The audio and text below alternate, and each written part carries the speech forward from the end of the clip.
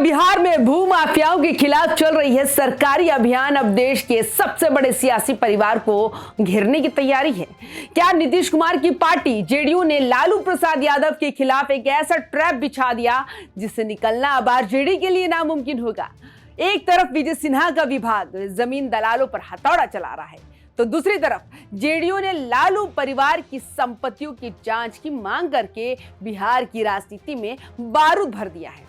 RJD इसे Lalu phobia कह रही है, तो जेडीयू इसे कानून का राज बता रही है।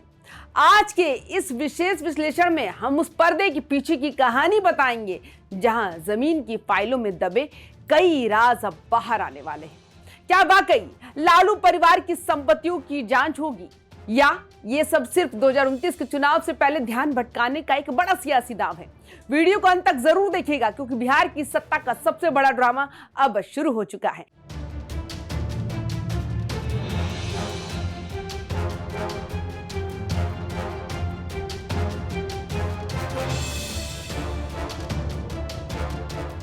नमस्कार, स्वागत है आप सभी का वाईबीएन बिहार झारखंड में। मैं हूं आपके साथ मुदिता। बिहार की राजनीति में जमीन हमेशा से एक बहुत ही संवेदनशील और विवादित मुद्दा रही है, लेकिन 2026 की शुरुआत ने इस विवाद को एक नए और खतरनाक मोड़ पर लाकर खड़ा कर दिया। राज्य सरकार ने जब से भू माफिया और जमीन दलालों के खिलाफ एक आक्रामक अभियान शुरू किया, तब से शासन प्रशासन में हड़कंप मचा हुआ है। लेकिन असली हड़कंप तो तब मचा जब जेडीयू ने इस अभियान की बंदूक का रुख सीधे आरजेडी सुप्रीमो लालू प्रसाद यादव की तरफ मोड़ दिया।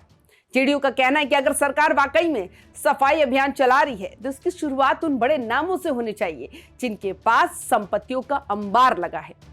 जेडीयू के मुख्य प्रवक्ता नीरज कुमार ने तो उप मुख्यमंत्री विजय सिन्हा से सीधी अपील कर दी है कि विभाग अब किसी का चेहरा ना देखे और लालू परिवार की तमाम जमीनों और संपत्तियों की निष्पक्ष जांच शुरू करे।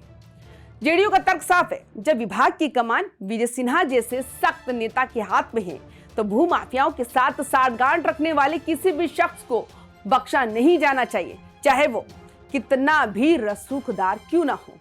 लेकिन जैसे ही जेडीयू ने लालू परिवार की जांच का कार्ड खेला, आरजेडी भी पूरी ताकत के साथ पलटवार के मूड में आ गई। आरजेडी के तेज तर्रार प्रवक्ता मृत्युंजय तिवारी ने इसे सरकार की हताशा करार दिया।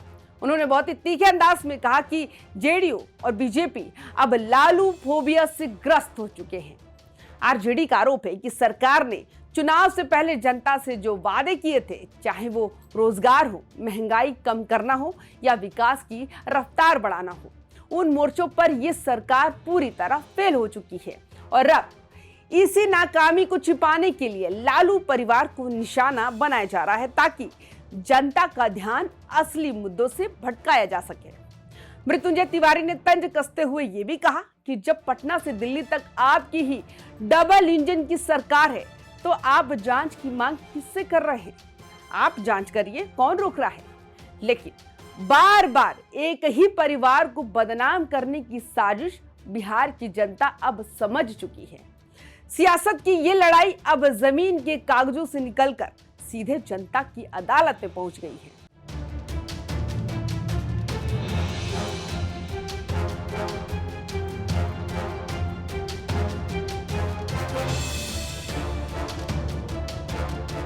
एक तरफ जेडीयू का दावा है कि कानून का राज तभी कायम होगा जब किसी स्तर पर कार्रवाई से परहेज न किया जाए, वही आरजेडी इसे बदला लेने वाली राजनीति बता रही है। बीजेपी और जेडीयू का गठबंधन इस वक्त जीरो टॉलरेंस के मोड में दिख रहा है और विजय सिन्हा जिस तरह से अधिकारियों की क्लास लगा रहे हैं, उससे तो ये संकेत तो साफ मिल रहे हैं कि अगले कुछ दिनों में कई बड़े रसूखदारों की नींद उड़ने वाली है। लेकिन बड़ा सवाल यह है कि क्या ये सिर्फ राजनीतिक आरोप प्रत्यारोप तक सीमित रहेगा या वाकई में कोई ठोस कानूनी कार्रवाई देखने को मिलेगी।